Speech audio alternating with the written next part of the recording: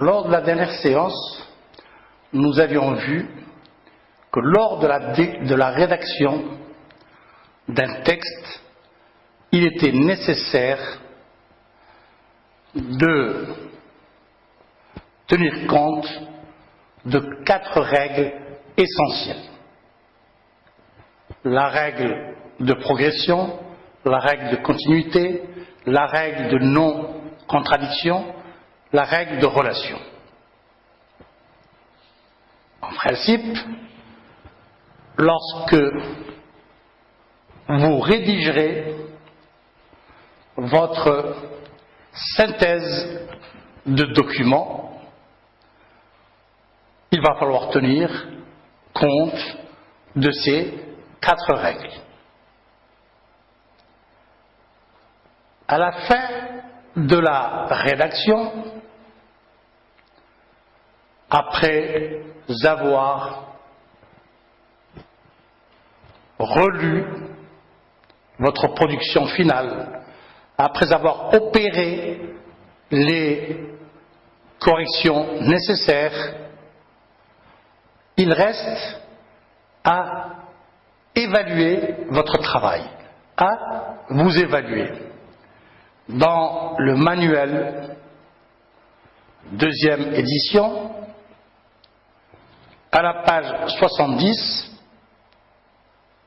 on nous propose une grille d'auto-évaluation d'une synthèse de documents, avec 2 colonnes seulement.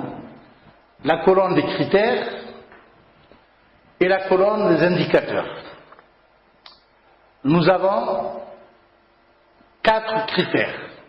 Le volume de la production, la pertinence de la production, l'organisation de ce message et la formulation.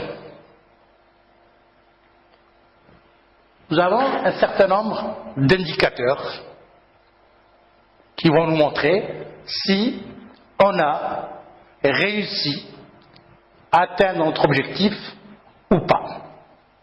Alors il est nécessaire d'avoir 2 autres colonnes qu'il va falloir ajouter, qui n'ont pas été prévues dans cette fiche qui est proposée par le manuel. C'est oui et non. Et à chaque fois qu'un indicateur existe, qui a été repéré, qui nous a donné l'aval comme quoi notre travail a été bien fait, je dirais, ou je cocherai à la case oui, voilà, je mettrai une croix. Si ce n'est pas fait, par exemple, je mettrai non. À chaque fois qu'un indicateur nous renseigne. Alors, pour le volume de la production, bien sûr, suivez avec moi sur votre fiche, on nous dit que c'est la longueur du document final qui est soit conforme à la norme, soit non conforme. Et on considère que la norme, c'est le tiers environ de tous les documents qui ont été utilisés. Documents que nous avons synthétisés. Pour la pertinence, il y a un certain nombre d'indicateurs, comme par exemple, est-ce que l'introduction est apparente, est-ce qu'elle est visible dans le corps du texte? Est-ce que ce qu'on appelle l'accroche, c'est-à-dire l'énoncé qui va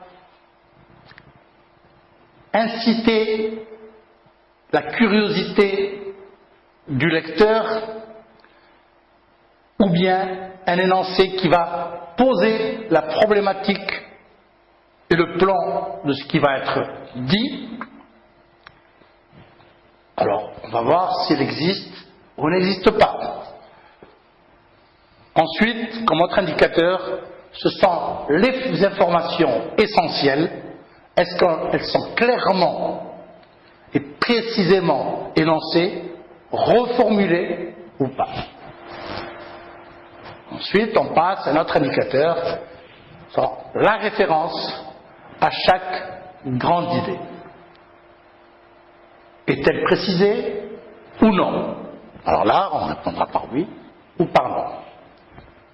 La synthèse est-elle rédigée à la troisième personne? Oui, non. La synthèse est-elle rédigée avec un souci d'objectivité? Oui ou non. La synthèse contient-elle des informations qui se répètent et qui gênent la lisibilité du message? Oui ou non. Ensuite, on va passer à l'organisation. Le plan est-il personnel? Est-il cohérent? Ou est-ce que c'est un plan qui désarticule le message, le texte? Le lecteur peut-il se rendre compte, avant de lire la synthèse, de ce qui va être dit? Les titres et les sous-titres sont-ils soulignés? Les parties du texte sont-elles marquées par des alinéas? Les parties du texte sont-elles équilibrées? Est-ce que les paragraphes ont-ils le même volume, la même longueur ou pas? Ensuite, nous avons comme autre critère la formulation. Alors, quand on formule, cela signifie qu'on va énoncer un certain nombre d'informations et de la manière dont on va les agencer. Nous sommes ici dans ce qu'on appelle en général la formulation. Est-ce que alors, comme indicateur, on verra les transitions entre les parties. Est-ce qu'elles sont bien mises en évidence? Par exemple, est-ce qu'il y a des petites synthèses partielles qui reprennent ce qui a été dit et qui annoncent ce qui va être dit après dans un autre paragraphe, dans un autre développement d'idées? Est-ce que les répétitions fâcheuses ont-elles été supprimées? Est-ce que les phrases qui sont prises du texte, qui est à synthétiser, est-ce que ces phrases-là sont entre guillemets? Leurs auteurs ont été cités ou pas? La ponctuation est-elle adéquate? Les substituts sont bien utilisés. On entend par substitut les éléments grammaticaux qui remplacent, par exemple, un substantif, un nom. On dit le père, on peut le remplacer par lui, par le fils du grand-père, par exemple. Voilà ce genre de substitut. Les rapports logiques sont-ils correctement exprimés? Par exemple, le rapport de cause, le rapport de conséquence, le rapport de temps, le rapport de manière. La ponctuation, là aussi, est-elle correcte? Les fautes d'orthographe sont-elles corrigées? Et enfin, la conclusion. Est-ce qu'elle établit bien le bilan de ce qui a été dit, sans forcément reprendre le plan? Alors, cette grille d'auto-évaluation va vous permettre de voir si votre travail a été correctement mené ou pas. Et après, bien sûr, vous allez attendre l'évaluation qu'en fera votre professeur. Il y a aussi, toujours avec cette grille d'évaluation, des moments peut-être où vous allez avec vos camarades ou vos voisins, quelqu'un d'autre, évaluer votre travail. Ce qu'on pourrait appeler la co-évaluation. Évaluation en commun. Nous sommes à la fin du projet numéro 1, de votre projet. Et notre but maintenant est de retenir l'essentiel de ce qui a été vu. Nous avons appris que dans un texte d'histoire, les faits peuvent être présentés sans référence à la situation d'énonciation. Nous avions vu ce que c'était que l'énonciation. C'est le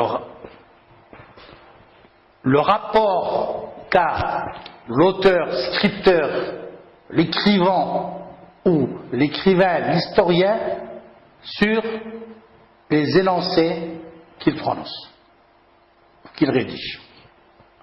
Cela se traduit par le repérage des événements dans le lieu et dans l'espace, avec les dates précises et les termes comme ce jour-là, le lendemain, à cet endroit précis, plus loin, dans cette région, etc. Ces éléments, nous les avons vus dans les textes 8, page 9, page 10. L'utilisation des temps, en particulier le passé simple. On l'a vu dans les textes, la page 33 et la page 47.